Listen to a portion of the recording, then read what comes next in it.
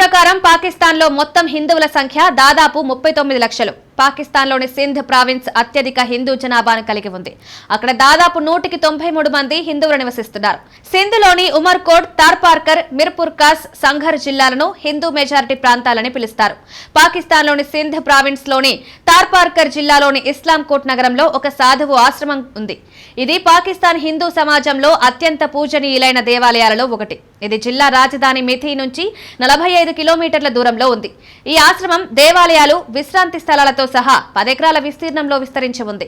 దీన్ని హిందూ సాధువు రామ్ నిర్మించాడని చెప్తారు.